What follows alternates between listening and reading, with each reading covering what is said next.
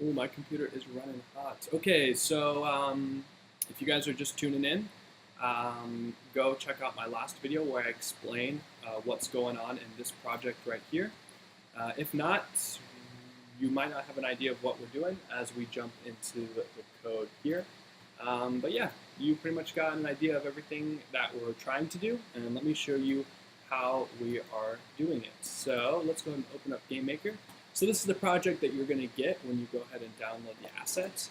And you'll notice that I have some sprites in here. Again, these are all placeholders that I strongly suggest you replace with your own art, or you can use this art if you want to. But again, this being a framework, it's designed for you to implement your own game on top of this pre-existing code. So this turn system, you'll notice that they're just are scripts from the previous asset that I did. It's not all of them, but it's just these three because we're only dealing with team iterative management. I don't know what I was trying to say there when I started that sentence. But we're only dealing with trying to manage our team. We aren't really trying to manage our player order at all. So I'm only implementing the team scripts. If you haven't checked out my video over this, you can go ahead and check out that video on the dynamic turn system, or you can download the other asset or do both. So I'm just not going to go over these. I'm going to leave those here.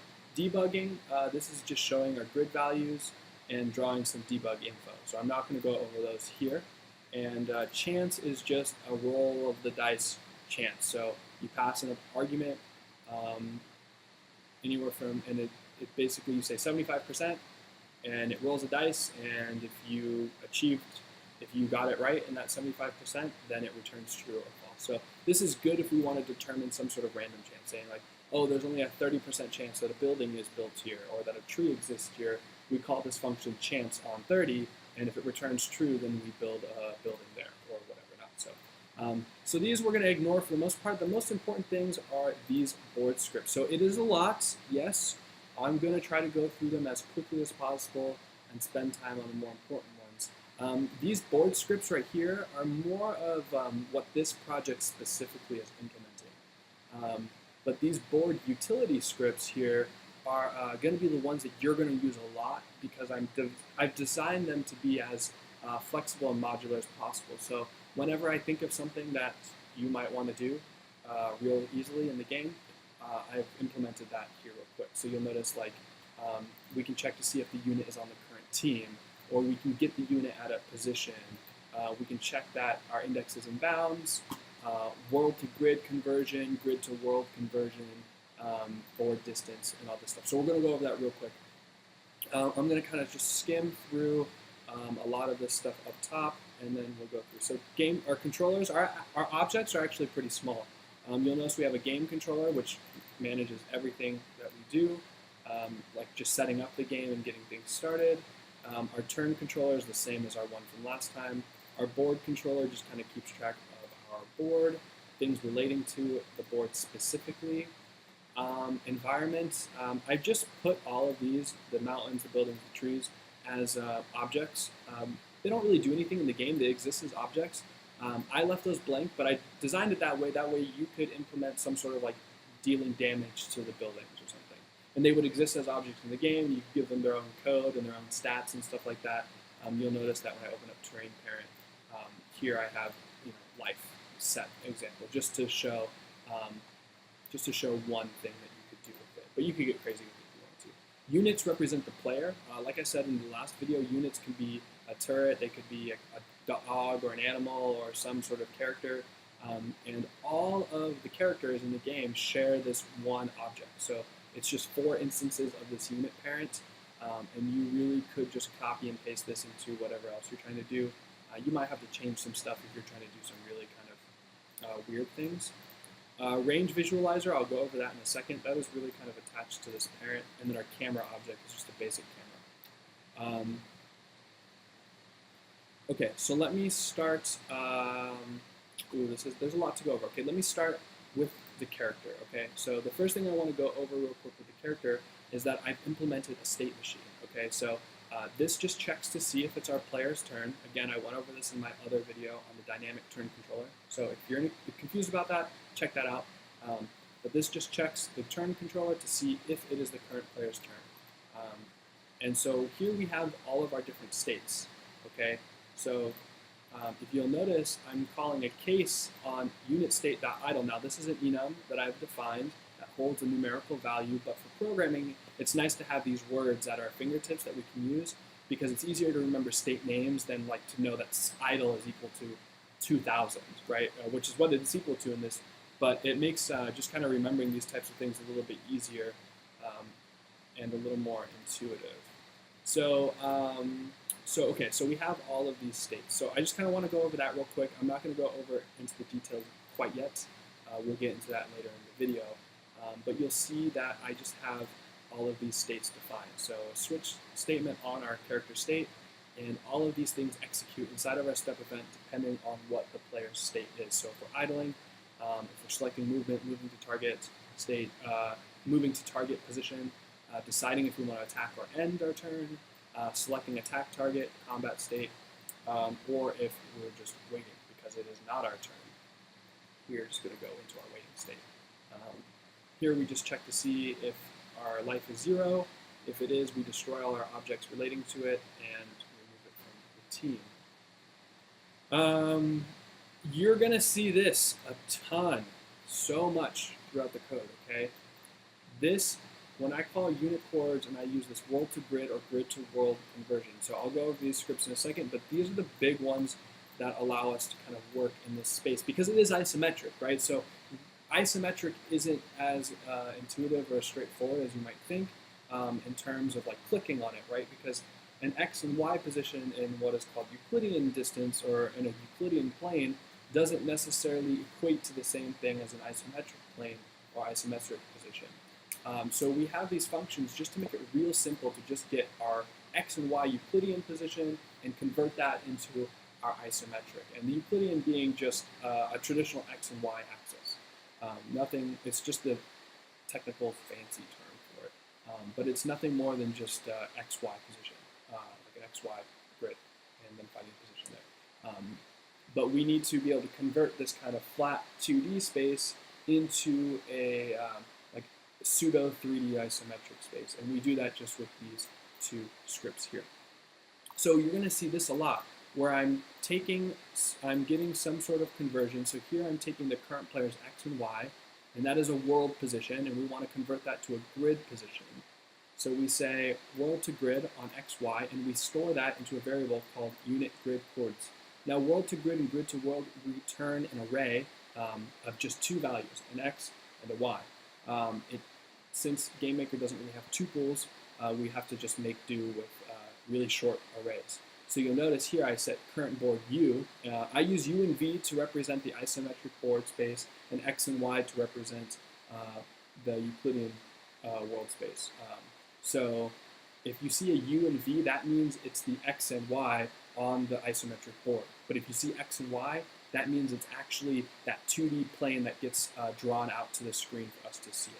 So here you can see that we're setting our current board U position to unit grid chords, which is what we just defined here of our X and Y, the first index, which is X, and then current board. So this is just keeping track of where our character is on the isometric board at all times. So we can always just call O unit parent dot current board U, and we'll know where it exists on the board.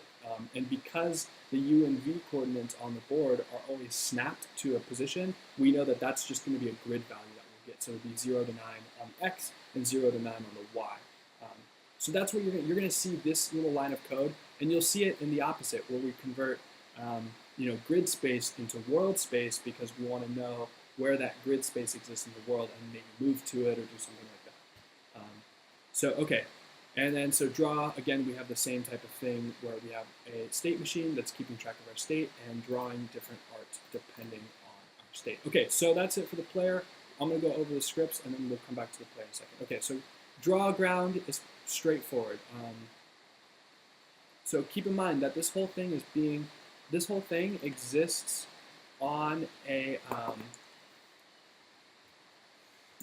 this whole thing, oh, I keep hitting Command Tab. Command A, there we go.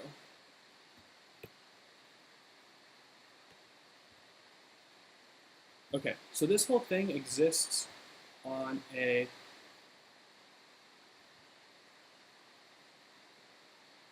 an isometric board. Okay, it looks something like this. And that board is broken down into regions or positions or whatever you want to call it. And we know that this is going to be 0, 0 on our board, and this is going to be 0, 1, 2, 3, 4. So this would be for 0. 0, 1, 2, 3, 4. This is 4, 4. So this board in this picture is, is just 4 by 4. It's 5 by 5. I could just, we start at an index of 0. Okay. In the game, it's 10 by 10, so it goes from 0 to 9. But this is our isometric board here. Okay. And this is just a DS grid data structure. So that's all we're using. DS grid, and we populate this with some information. Okay. So pretty straightforward in that. So whenever you see that we kind of do these loops through our oGameController.boardWidth and our oGameController.board, that is just the universal board that we're working with. Okay. So drawing ground, all we're doing is we're going through our board data structure, and we're checking, is it a ground? Okay, so this is one of the functions that I've created for you. You'll notice here.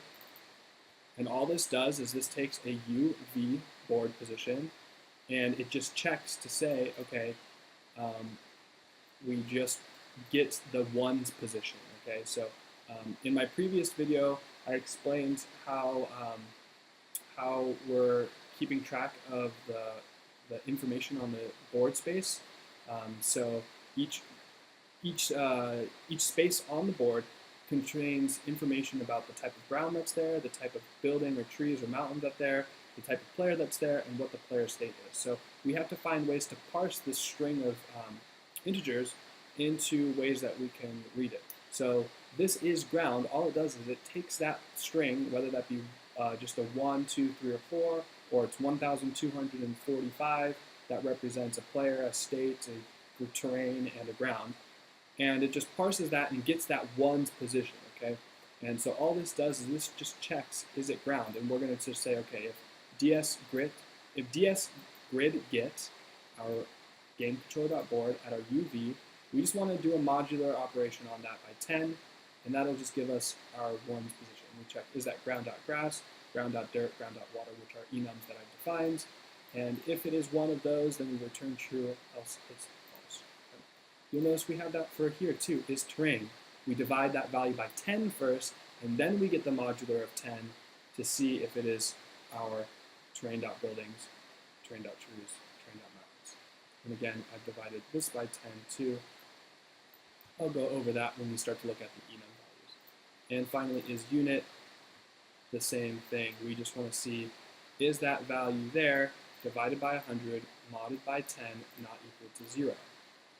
Okay, so this is going to get our ones, our tens, our hundreds, our thousands place, and it's going to return some sort of value there. And that's going to be, as long as it's not equal to 0, that means that there is a unit there. Oh, I'm sorry, this is our hundreds place.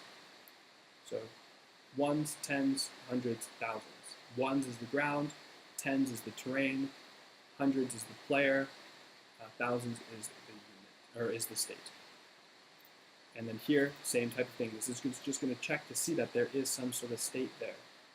Okay, so we check to see that that value is over 1,000, greater than or equal to 1,000, which means it's storing a state value, and then we divide by 1,000. So again, with all of these, you don't even really have to know how they work if you don't want to.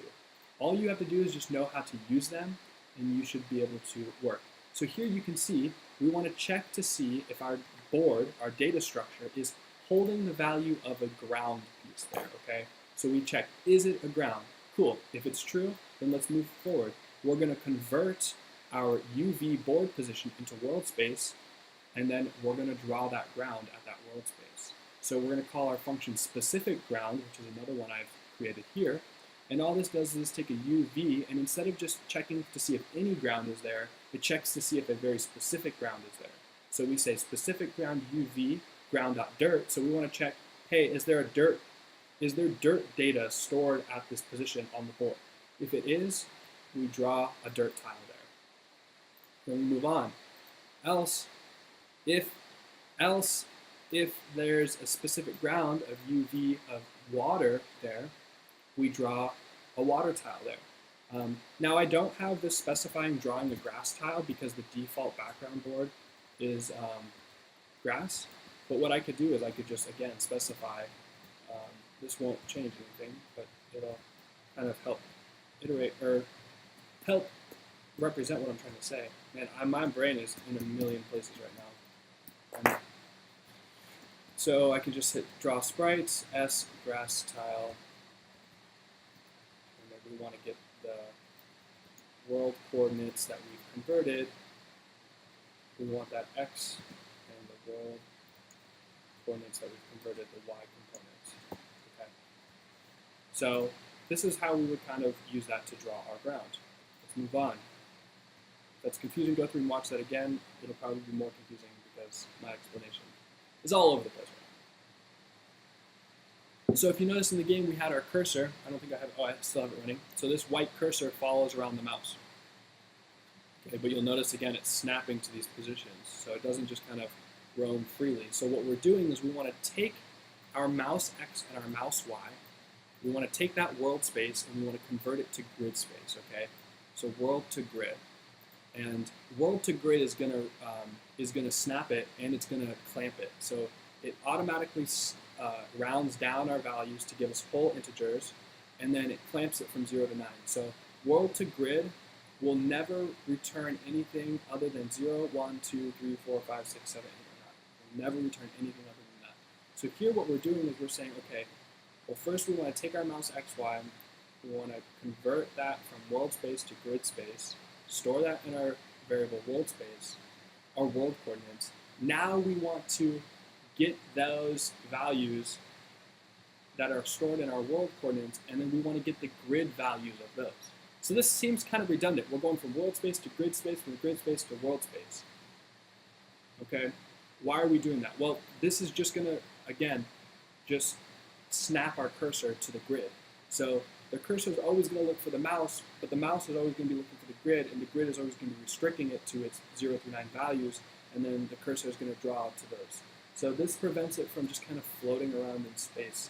And so once we have those conversions done, we just draw our cursor at our X component of our grid coordinates and our Y component of our grid coordinates. Okay, I'm going to kind of speed up a little bit. Probably not. There's a lot to go through. So, okay, so here we're drawing the range. So you'll notice that when I did the movement or the attack, I had this kind of circle-like pattern that stretched out into a range.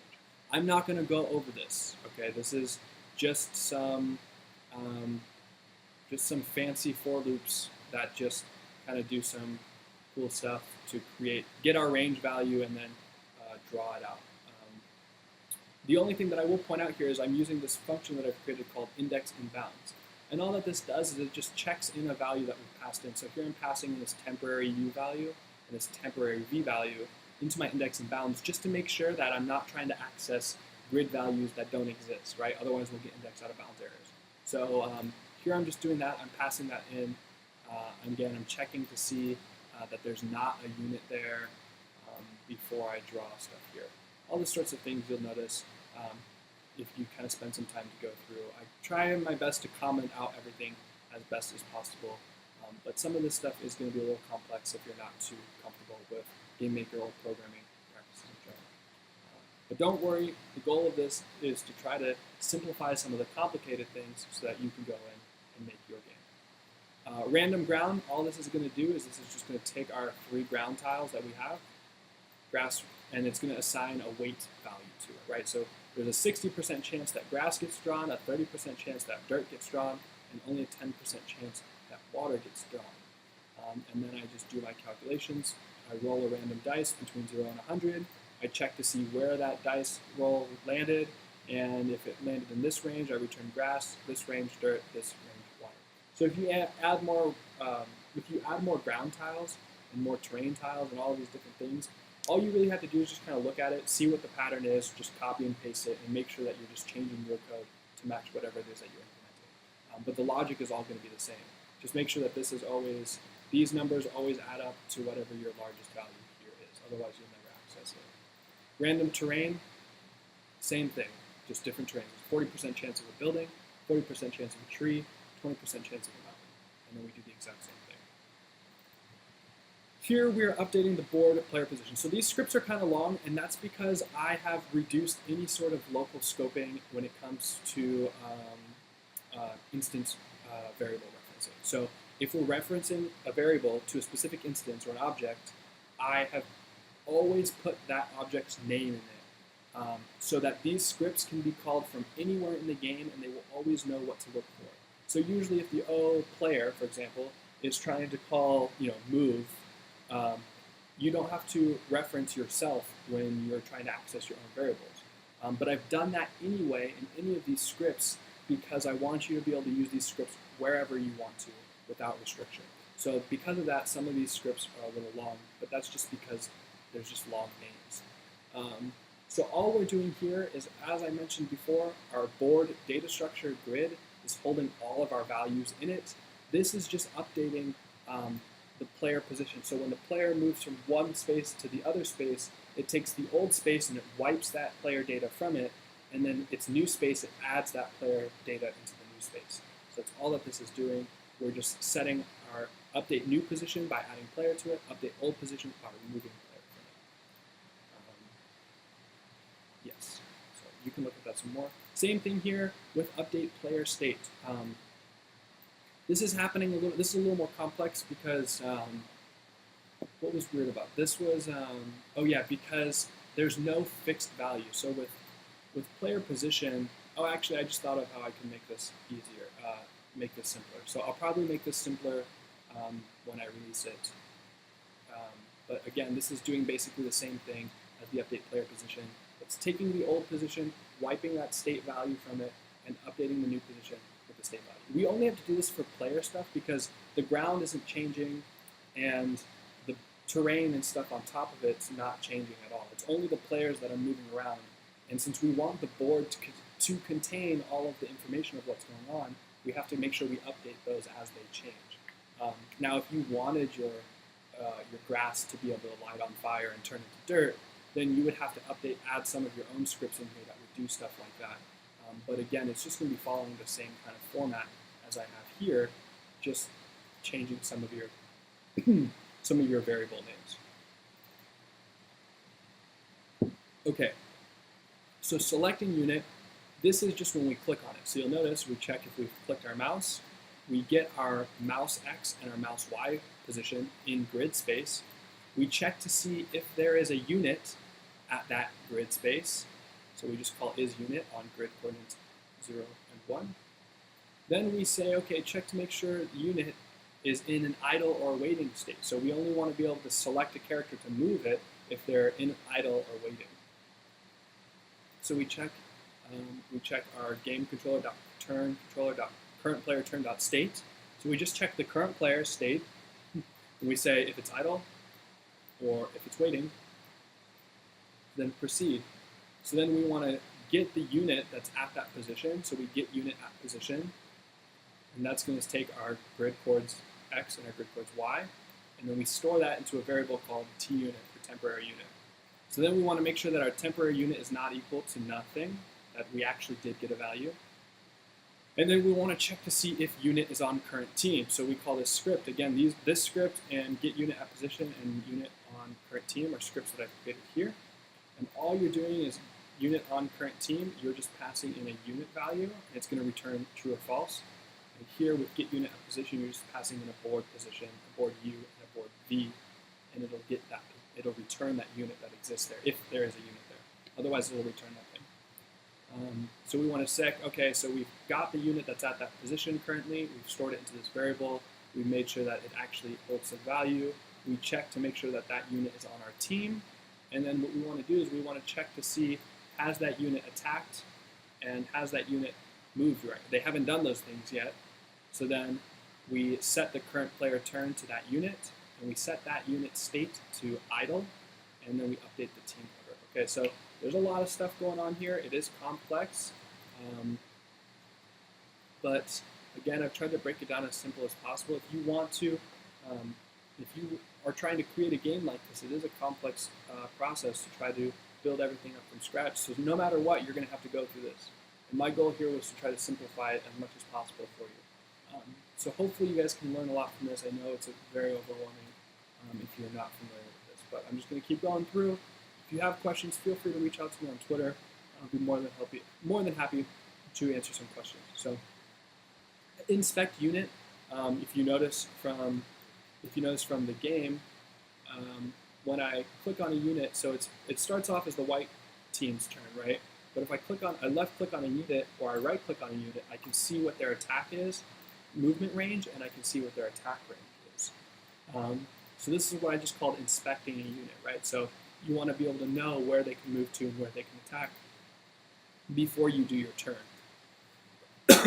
So because of that, I have this script called inspect unit. So it's going to be very similar to select unit. You'll notice that I check if I clicked, I hide all other ranges that are visible. If there are any other ranges that are visible, I hide them all. I get my mouse X, Y position in grid space. I check to make sure there's a unit there. I get that unit at the position, I store it, I make sure that it's equal to a value.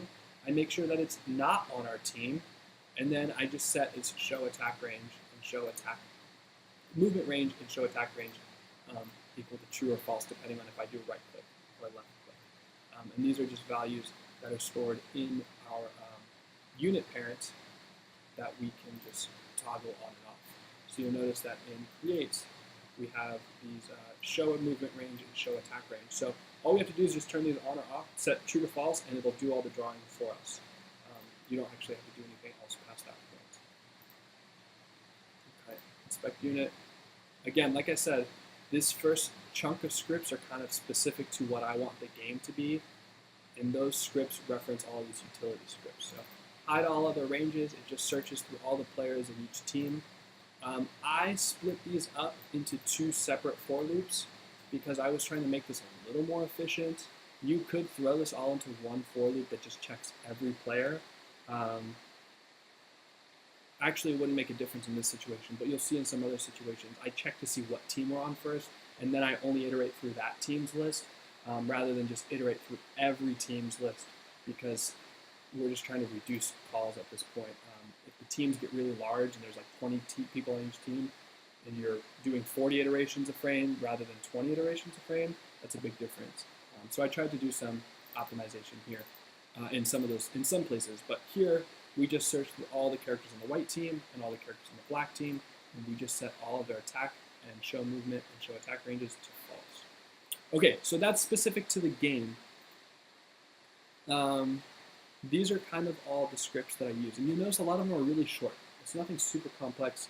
All we're just trying to do is just simplify what we are going to do a lot and just make it as versatile as possible. So here we're just checking to see if a specific ground piece exists at a position on the board, specific terrain piece.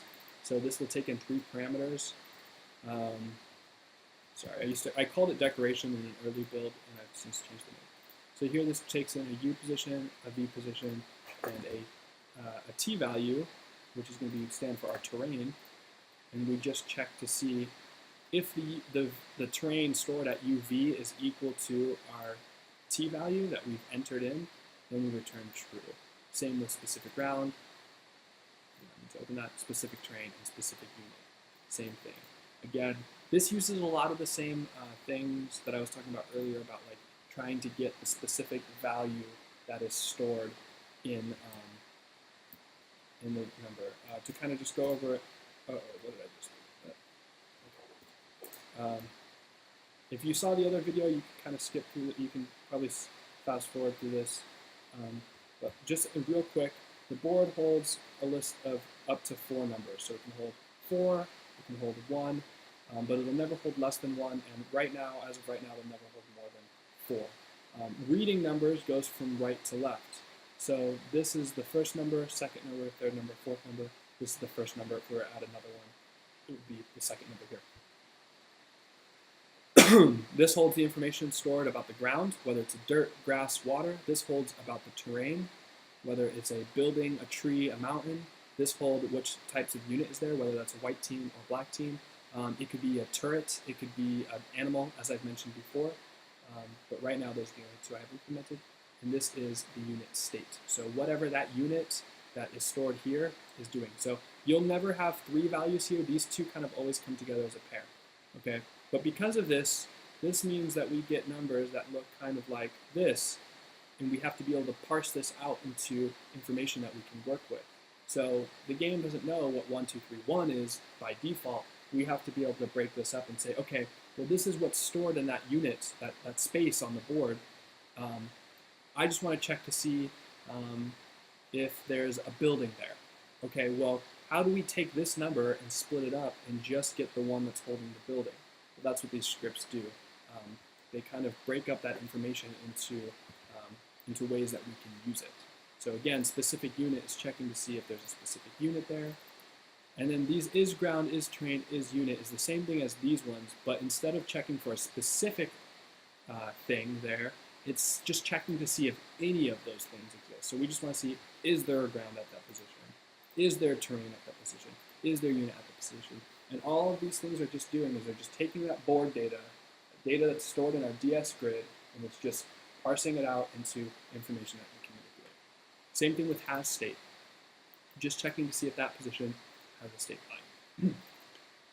Okay, so board distance, how we calculate range. This is just what's known as Manhattan distance, so it just checks x, y.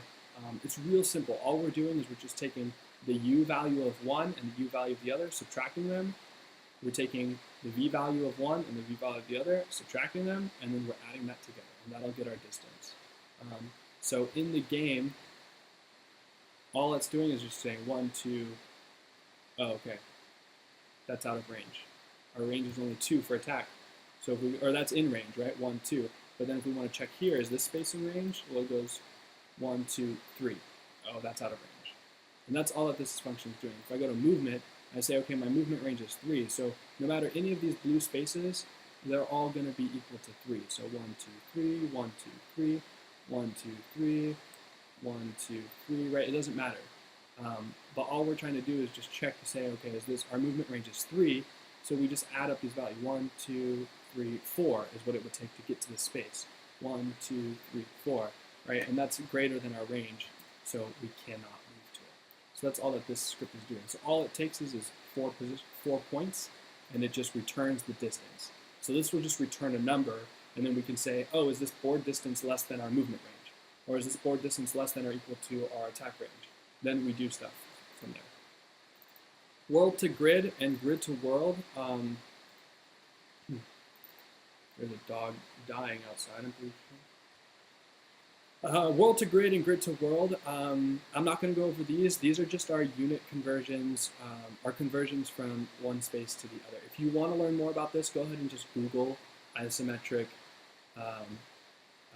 conversion or isometric to Euclidean conversion. You'll find plenty of articles that talk about how to do this conversion in math. Now I've made some changes because I want a snap position, so like I take the floor value and then I have to adjust for where the board exists in space. So I've made some additions to this that you won't see in articles, but you're going to have to do that no matter what you're doing because it's just the general conversion and then we need to convert that into our unit space. Index and bounds just checks to see if our U passed in and our V passed in are less than our board width, our board height, and are greater than or equal to 0. Get unit at position. I'll kind of run through this just to demonstrate some more of what these scripts do. So we have a UV, we check if is unit at that UV position. We want to check if it's a specific unit, so it's UV, we want to check to see if it's white. This way we can search through the white team, or if it's black, we can search through the black team. So we loop through the white team units to find one sitting at that space, so we know that this is the white team. So we say we're going to loop through our game controller.turn controller.white team. And then we're going to say T unit equals that current. Our temporary unit is equal to the unit stored in the white team at that current iteration of this for loop.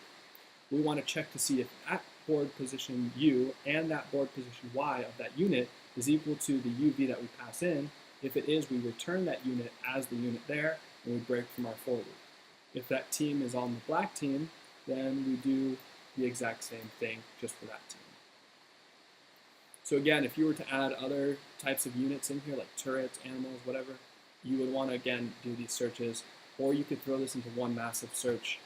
It's just, this is what I was talking about earlier about trying to optimize it a little bit. Instead of searching through all the teams or all the units or whatever it is, in this situation it's the types of unit, right? Instead of searching through all the units, we are just searching through the specific one. Again, here we're just checking to see if TUnit, we pass in a unit into this script. We want to say if TUnit.team is equal to gameController.currentController.current team. So we just want to see, is that unit that we're inspecting or looking at or manipulating, is that equal to what the current team is? And that'll return true or false. Okay, so excuse me. So our game controller just kind of creates everything. We have our board width, our board height, our actual physical board itself. We search through that and set it all equal to zeros. We have our unit width and our unit height. I should rename these. These should be tile width and tile height. I'll do that later. But this is the width in pixels and height in pixels of our isometric board tile. Debugging is just a Boolean flag that we check to see if we want to draw, and then we create our board controller and our turn controller, and then we create our white team. All this is doing is just picking a random spot on the board and then just creating a unit at that position on the board, setting its variables, adding it to the list, and then setting the values on the board that hold it. Because remember, the board is holding all the information, so we need to, anytime we create a unit or any sort of thing that's going to interact with the board, we need to store that information. And then the same thing for the black team. Again, we're picking a random position on the board, we're creating a black unit at that board, we're adding that to our black team, and then we are setting the values on the board. Here we're setting the current player team, current player turn, calling our update team order, and we create a basic camera. Here we just want to destroy our data structures if this is ever destroyed. Here we're just constantly checking to see if we're selecting unit or if we're inspecting unit. You could wrap this inside of a if keyboard press events, right? And do that, but that I have defined inside of the select unit, inspect unit, so it's redundant. I just like to format it like this because I like to know that every frame this game controller is going to be checking to see if we're selecting unit and check to see if we're inspecting unit. These are just our simple controls. You can delete these, turn on debugging, iterate through teams, restart the room, and toggle the camera zoom. Turn controller, like I said, this is the same as the last one, so just a little simpler. And board controller, you'll notice here is where I define my enum values for my objects in the game, so the ground values, the terrain values, and the unit values, and then the states are defined within the unit. So these are all the values that get stored and added together into the board. Here at the start of the game, with the board controller, we want to just give random value grounds and terrains to our board. So here we just iterate through the whole board width, and we just give it a random ground. We check to see that it's a grass or a dirt, because we can't build a tree or mountains or a building on water, so we don't want to do that. So we say, if it's a specific ground of grass or dirt, we roll a dice. If chance of 30% chance to add a decoration piece. At that position on the DS grid board, at UV, we get its current value, and then we add random terrain to it, which is a script that will return some random terrain value. And then here we actually go through and create the physical game objects that represent this terrain. So like I mentioned earlier, you could give them stats like health, or that way you could deal damage to a building and eventually knock it down and destroy it. And then here we draw the ground and we draw cursor. And that's pretty much everything. Wow, that it's heavy. It's a lot to go through. Again, I tried to make this as simple as possible. There's no easy way to do this for sure, but I think that this is a great place to start if you're really just trying to jump in. I plan on using this for like Let 'em Dares or any sort of game jam thing, right, where you're really strapped for time. Assuming that the game jam allows you to bring in pre-existing code, you could just take this, boom, right there, you already have all the framework. Now you just get to start building the cool stuff on top of it, like do all the new art and add particles into it, and do a combat system, and add weapons and some UI and all that, however you want to do it. But this is all that base level stuff for you. All right, I'm going to cut this video now before it gets any longer. Thank you guys for checking out everything that I've been doing. I'm about to hit 100 subscribers, so I'm pretty excited for that. I wasn't really planning on doing a whole lot with the YouTube channel, but you guys seem to be really enjoying it. If you want to support me, I have my assets up on itch.io. That's pretty much all I'm asking for right now. If you guys are interested or enjoy this stuff, go ahead and purchase the asset there if you like it. Or if you can't, that's why I do these videos. I do these videos so you guys can learn how to do it. Check out some of my other actual tutorials where I teach you how to do things rather than just run through a massive code base. Not massive, but I just run through a small code base and explain everything that's been going on. All right, guys, that's it. Thanks for stopping by, and I will hopefully see you not in another 3 weeks with the next video.